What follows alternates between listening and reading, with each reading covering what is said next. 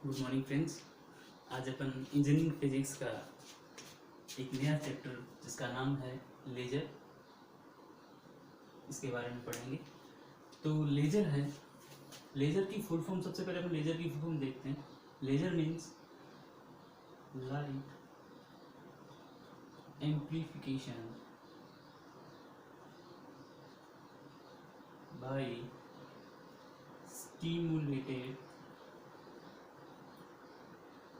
Emission of radiation. तो ये अपने लेजर की full form.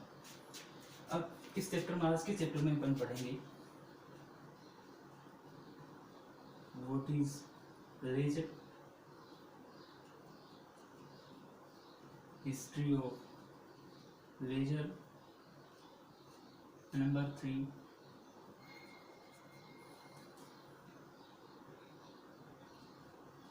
Properties of laser. ठीक है, अब अपन कौन सी लाइट को लेजर बोलेंगे, क्योंकि लाइट आप देख रहे हो कि डेली लाइफ में आपने बहुत सारे टाइप की लाइट देखी होगी, आपने बल्ब देखा होगा, ट्यूबलाइट देखी होगी, लेकिन अपन हर किसी लाइट को लेजर नहीं बोलेंगे। लेजर अपन किसको बोलेंगे? सबसे पहले लेजर की definition, laser is a device which produce, you can say another word, emit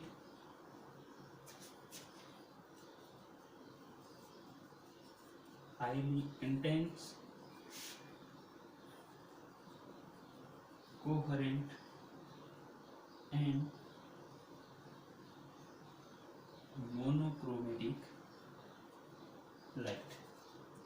तो लेजर अपन किसको बोलेंगे कि ऐसा एक डिवाइस जो हमें ऐसी लाइट प्रोड्यूस करे या एमिट करे जो हाईली इंटेंस हो, कोहेरेंट हो और मोनोक्रोमेटिक हो, उसको अपन क्या बोलेंगे? लेजर बोलेंगे। तो लेजर के बारे में देखेंगे इसके बाद कि जो नॉर्मल लाइट है और लेजर लाइट में क्या बेसिक डिफरेंस है, कि अपन क्यों हर किसी लाइट को लेजर क्यों नहीं बोल सकते। जब अपन बात करते हैं इसके बारे में, ये अपन एक तरफ लेते हैं लेजर और दूसरी साइड नॉर्मल लाइट। तो क्या डिफरेंस है दोनों में? अगर मैं लेजर का आपको डायग्राम बना के दिखाऊं तो ये देखो, ये ऐसा कुछ आपको डायग्राम किसका दिखेगा? लेजर का दिखेगा। आप देख सकते हो हाईली इंटेंस है, यूनी डायरेक्शनल है और कोहेरेंट भी है। लेकिन अगर नॉर्मल लाइट की बात करता हूँ तो नॉर्मल लाइट कुछ,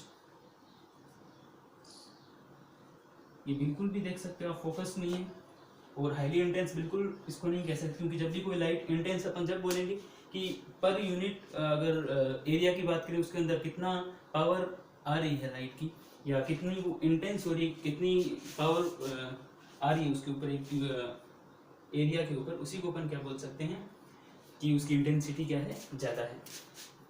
तो उसके बाद बात करते हैं अपन, अब बेसिक डिफरेंस देखें इसके अंदर। पहला डिफरेंस, ये जो लाइट होगी वो मोनोक्रोमेटिक होगी। क्या होगी? मोनोक्रोमेटिक। लेजर लाइट, लेजर से जो भी लाइट निकलेगी, जो भी अपना लेजर डिवाइस है, वो हमेशा क्या होगी? मोनोक्रोमेटिक। और इसमें बिल्कुल भी नेसेसरी नहीं है कि वो मोनोक्रोमेटिक हो, है ना, और 99% यही चांस है कि वो मोनोक्रोमेटिक नहीं होगी। दूसरी अगर अपन बात करें,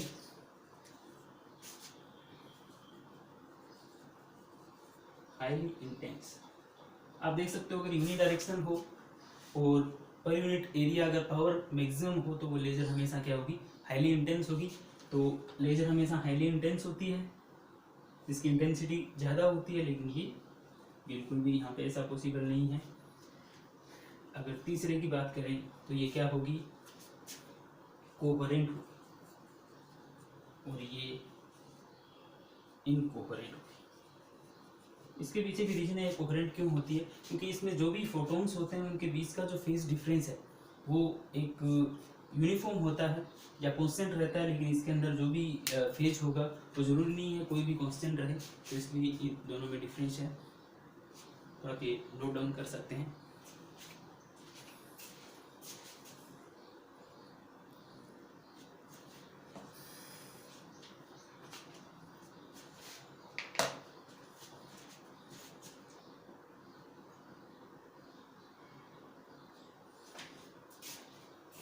ये बेसिक सा डिफरेंस था लेजर में और नॉर्मल लाइट में। इसके बाद अपन आगे देखते हैं।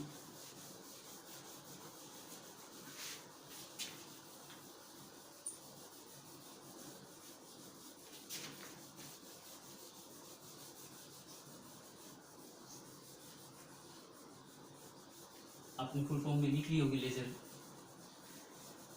तो उसके बाद अपन बात करते हैं, ये था बेसिक लेज़र है क्या। अगर बात की जाए तो 1960 से पहले लेज़र के बारे में इतना कोई नहीं जानता था, क्योंकि वहाँ तक इतनी टेक्नोलॉजी अपनी डेवलप नहीं हुई थी, और लेज़र है थोड़ा रिसेंट टॉपिक मान सकते हैं, क्योंकि ये 20th सेंचुरी का टॉपिक है। तो अगर इसकी हिस्ट्री के बारे में बात की जाए तो हिस्ट्री में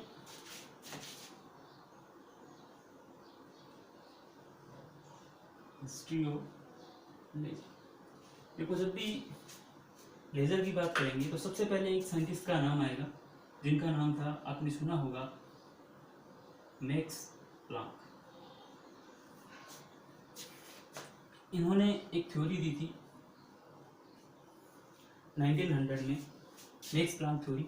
उन्होंने बोला था कि अगर कोई भी हायर स्टेट से लोअर स्टेट में अगर कोई इलेक्ट्रॉन आता है तो एनर्जी का एमिशन करेगा, या दूसरे वर्ड में अगर अपन बोलें कि अगर कोई जो एनर्जी है उसकी सबसे छोटी यूनिट होगी उसको अपन क्या बोलेंगे, फोटोन बोलेंगे। और जो भी एनर्जी ट्रांसमिट होती है वो एक छोटे टाइनी पार्टिकल्स के रूप में ट्रांसफर होती है, उसको अपन क्या बोलते हैं, फोटोन बोलते हैं।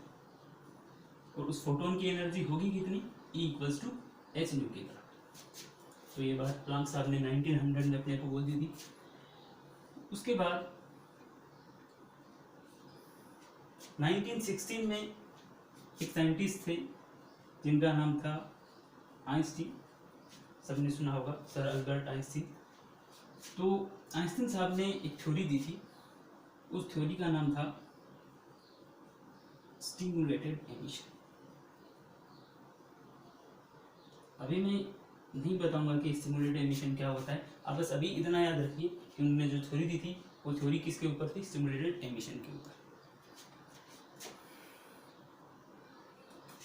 अब आइंस्टीन साहब अब दो थ्योरी आज की थी अपने पास। एक तो अपन फोटोन के बारे में जानने लगे थे कि जो फोटोन, अगर जो एनर्जी है वो फोटोन सबसे छोटी यूनिट है एनर्जी की, वो फोटोन है, और वो फोटोन के रूप में एनर्जी अपनी ट्रांसफर होती है। और दूसरा एक टॉपिक था स्टिमुलेटेड एमिशन, जो आपको थोड़ी देर में भी बता दूंगा कि वो क्या था। तो ये दोनों चीज़ देखने के बाद एक साइंटिस्ट थे जिनका नाम था टाउन्स, नाम के साइंटिस्ट थे। उन्होंने एक डिवाइस बनाई जिसका नाम था लेजर। अपन पढ़ रहे हैं लेजर, लेकिन अपने को मेजर के बारे में पता होना चाहिए। किसी ने पूछा कि साहब ये मेजर क्या होता है, तो बताया गया कि मेजर होता है माइक्रोवेव एम्प्लीफिकेशन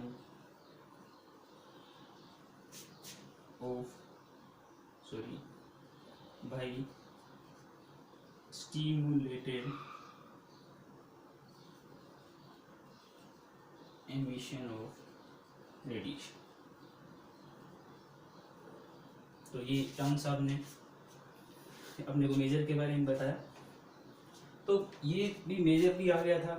अब देखा गया कि एक साइंटिस्ट और थे जिनका नाम था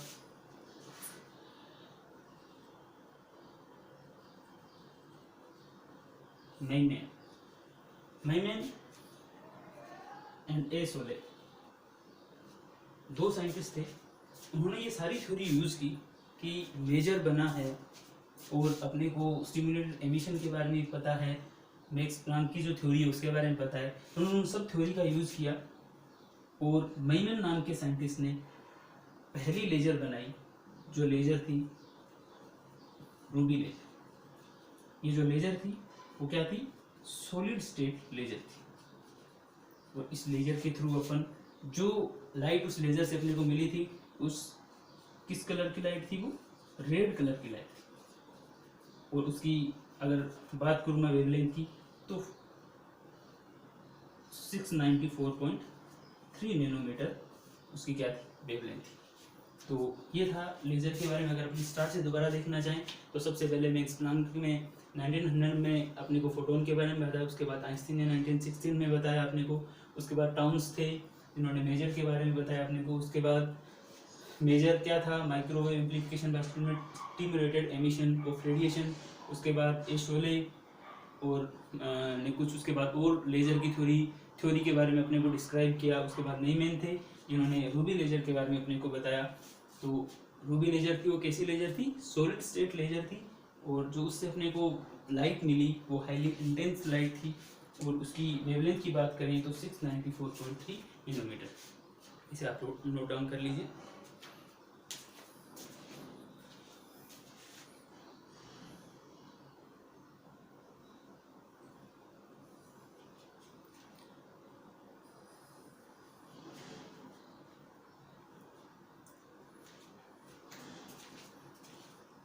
तो ये कुछ अभी अपने हिस्ट्री देखी लेजर की, लेजर कैसे आया और कैसे अपन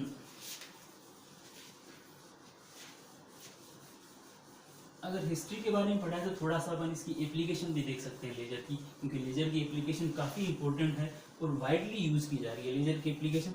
देखो लेजर की एप्लीकेशन में अपन देखें, सबसे बड़ा अगर एप्लीकेशन की बात की जाए इंडस्ट्री के अंदर, अब ऐसा नहीं कि इंडस्ट्री मैंने नाम लिख दिया है तो केवल इंडस्ट्री में कहाँ यूज होगी वो भी आपको बता देता हूँ, क्योंकि आपने सुना होगा लेजर कटिंग, लेजर ड्रिलिंग। अगर आपने यूट्यूब पे आप डाल के इसकी वीडियो भी देख सकते हैं, आप सर्च कर सकते हैं। लेजर कटिंग इतनी इंटेंस होती है कि उससे आप कोई भी मेटल है उसको आप कट कर सकते हो। अगर किसी के अंदर होल करना है आपको कोई मेटल के अंदर, तो आप लेजर ड्रिलिंग का भी यूज़ करते हो, ड्रिल करते हो। अगर उसके बाद हेल्थ इंडस्ट्री की बात की जाए तो आपने देखा होगा हेयर रिमूवल, अपने ईयर के पास में के जो हेयर हैं वो भी रिमूव किए जाते हैं। अगर हेयर आपको रिमूव करवाने हो तो आप लेजर का यूज़ किया जाता है। और आपने सुना होगा अपने आँखों का या अपने आइज़ का जो भी ऑपरेशन होता है वो आजकल लेजर से किया जाता है। अगर नंबर 3 पे बात की जाए तो किडनी में जो स्टोन है वो निकालने के लिए भी आजकल लेजर का यूज़ किया जा रहा है। और इसके बाद अगर कम्युनिकेशन सिस्टम में यूज़ किया जाए, आपने ये तो ज़रूर देखा होगा बारकोड, बारकोड आपने देखा होगा, बारकोड में भी किसका यूज़ किया जाता है, लेजर का यूज़ किया जाता है। आज एक चीज़ और आपने सुनी होगी, लेजर प्रिंटर आ गए हैं। ये सारी एप्लीकेशन है जो आपको पता होना चाहिए कि आपके डेली लाइफ में जो चीज़ें याद काम में आती है तो उसके बारे में आपको पता होना चाहिए। ये तो कुछ एप्लीकेशन थे लेजर की। नोट डाउन अगर आपको करना है तो आप कर लीजिए। अगर आपको नोट डाउन करना हो तो आप उसे पॉज करके उसके बाद आप नोट डाउन करना स्टार्ट कीजिए। तो आगे अपन देखते हैं।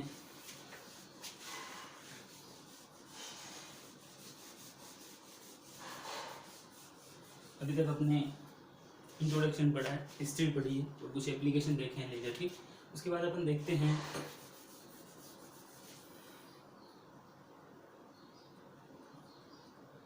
Properties of laser. देखो लेजर का इतना ज़्यादा हर जगह अपन लेजर देख रहे हैं, इसका मतलब उसमें कुछ ऐसी प्रॉपर्टी होगी जो नॉर्मल लाइट में नहीं होगी, तभी अपन लेजर का यूज़ कर रहे हैं। नहीं तो लेजर का यूज़ करना अपन क्यों करते हैं, क्यों अपना लेजर के बारे में इतना पढ़ते हैं, तो क्यों अपने इंजीनियरिंग फिजिक्स में एक अलग से चैप्टर दिया गया लेजर। तो उसमें क्या ऐसी खास प्रॉपर्टीज़ हैं वो अपन देखते हैं। देखो सबसे बड़ी प्रॉपर्टी, सबसे पहली प्रॉपर्टी अगर बात करूँ तो वो है मोनोक्रोमेटिक।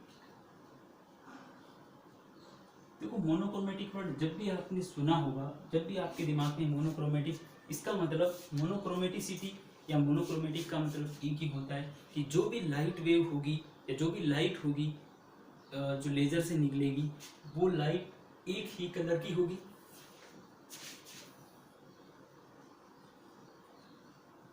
एक ही कलर की होने का मतलब उसकी वेवलेंथ होगी सिंगल वेवलेंथ।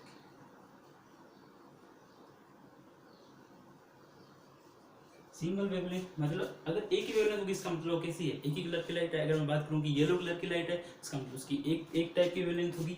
अगर मैं जैसे व्हाइट लाइट बोलूँ तो क्या व्हाइट लाइट मोनोक्रोमेटिक है, क्योंकि अगर उस प्रिज्म के ऊपर आप इंसिडेंट करवाते तो आप बहुत सारे कलर देख सकते हो, तो नहीं कह सकते वो मोनोक्रोमेटिक है। लेकिन इससे जो भी कलर निकलेगा आप देखा होगा, जैसे मैंने आपको रूबी लेजर के बारे में बताया था।